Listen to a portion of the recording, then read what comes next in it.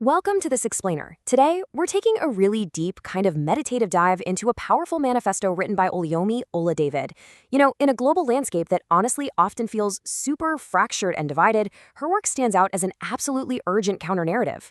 What we're about to explore together is this fascinating piece of writing that just seamlessly blends rhythmic poetry, global policy, and her deeply held personal convictions into this clear, uncompromising call to action. It literally forces us to ask what it truly takes to bring people together. So, if you're interested in leadership, policy, or just social cohesion in general, this is a must listen. Published back on February 14, 2023, this profound declaration builds up to a simple but massively powerful phrase: United we build. Just 3 words, but with them, she sets this incredibly inspiring, forward-looking tone for the collective action we're going to be unpacking today. See, she isn't just pointing out the cracks in society or complaining about our problems. She's actively giving us a roadmap for repair. It's a very intentional pivot. Instead of just analyzing our divisions, she's pushing us straight into the hard, necessary work of building true unity. But before we dissect her actual words, we've got to understand the author behind them. Oluyomi Oladavid is a proud Nigerian, and her work is entirely rooted in a deep, explicitly stated love for people. And honestly, this human-centric foundation is absolutely critical. It's the lens through which we have to read everything she writes. Because for her, geopolitical strategies and societal reforms, they aren't just abstract academic exercises. No, they are fundamentally about improving the actual lived realities of human beings. And you can feel that warmth and urgency echoing through every single line. She actually defines her professional mission through the lens of global development and transformation. Her focus is laser-targeted on generating solutions, influencing policy, and providing clarity. And honestly, that last one, providing clarity, is probably the most crucial part of this whole shebang. Because in the complex world of strategic policy, where things constantly get bogged down in dense, bureaucratic jargon, she completely cuts through the noise. It is incredibly rare to find a thinker who can take the emotional power of art and poetry and apply it directly to hard-nosed policy influence. But that's exactly what she does. Just listen to the rhythmic opening of her poem.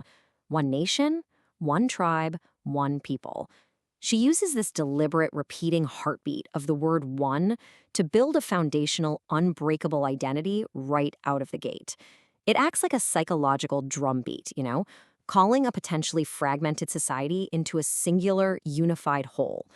By repeating this unifier over and over, she's effectively stripping away all those secondary labels that divide us. She's demanding that we recognize our shared primary identity before we even start the conversation. Then, she introduces a highly symbolic architectural concept: one culture, one tribe, one gate. Now, the gate is a really powerful metaphor in communal architecture.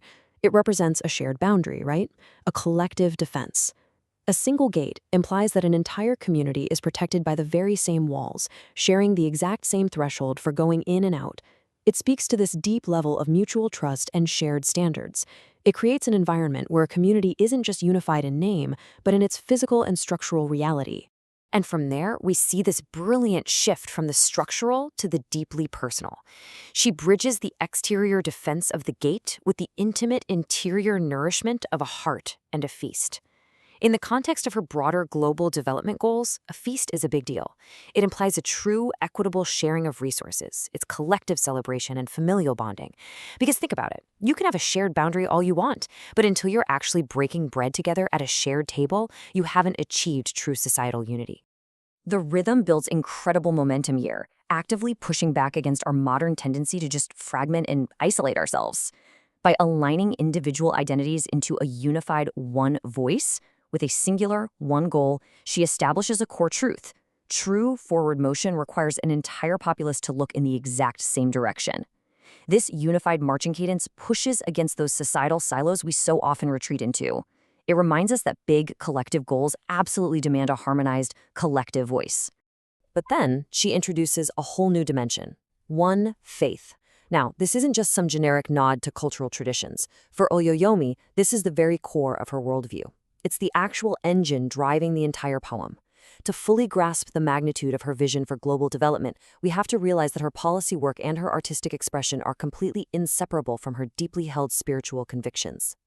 Her own words give us the ultimate context here.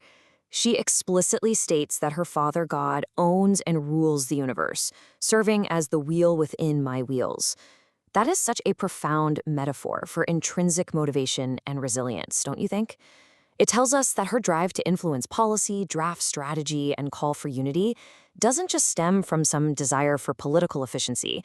It is powered by an unshakable internal spiritual engine, an engine that sustains her leadership and her vision, even when the outward circumstances get really tough. And this internal spiritual drive naturally overflows into a universal call: one love, one hope, one way. She successfully takes her deeply personal, exclusive convictions and translates them into a broad, inclusive roadmap that literally anyone, no matter their background, can connect with and champion. It's just a masterful translation of private faith into public service. It really shows how core beliefs can genuinely foster a more loving and hopeful environment for an entire society. Let's dig into this vivid metaphor of the ship. One ship, one sail, one way. Think about the friction of competing agendas in any large organization or nation. If political or social factions are all fighting to steer in opposite directions, what happens? The entire vessel is paralyzed. A shared ship navigating turbulent geopolitical waters requires absolute strategic alignment.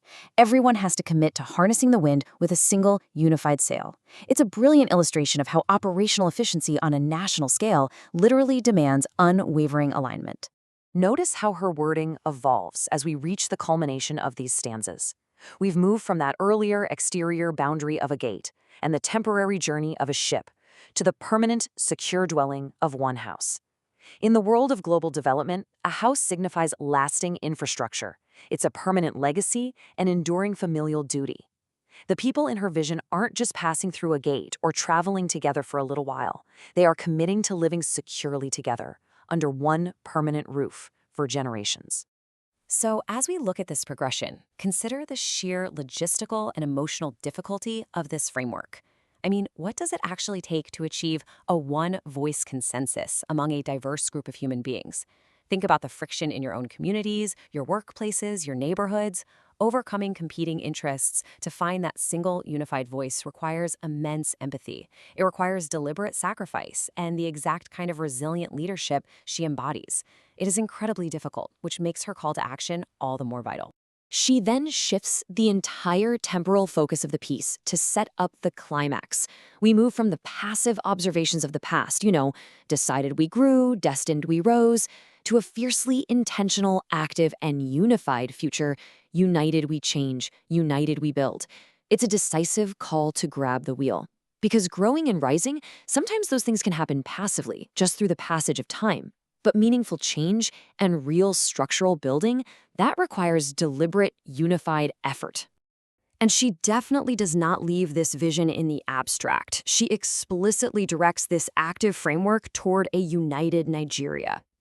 When you consider Nigeria, a nation with immense cultural diversity, staggering economic potential, and complex, layered historical challenges, this call for unity becomes incredibly urgent and poignant. She is taking her poetic framework and applying it directly to the geopolitical realities of her home. She's suggesting that for Nigeria to fully realize its destiny, this deep, structural unity is simply a non-negotiable prerequisite.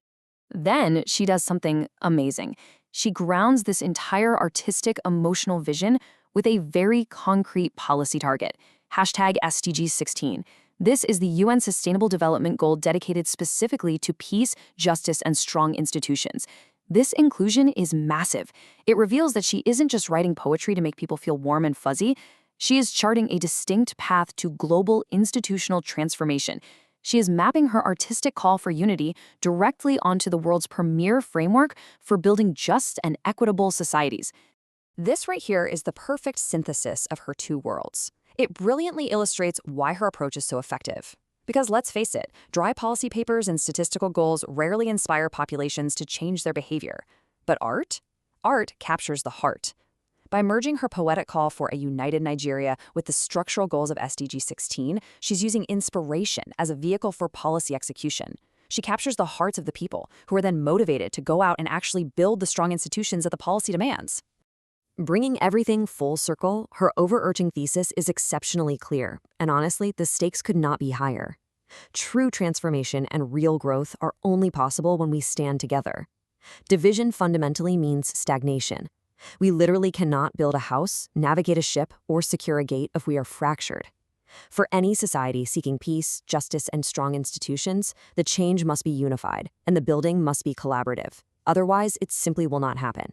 So, as we wrap up this explainer, the challenge shifts directly over to you. How will you use your one voice to build unity today?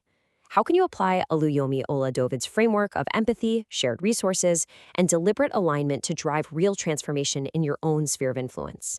The blueprint for peace and strong institutions has been beautifully written. Now it's time to start building.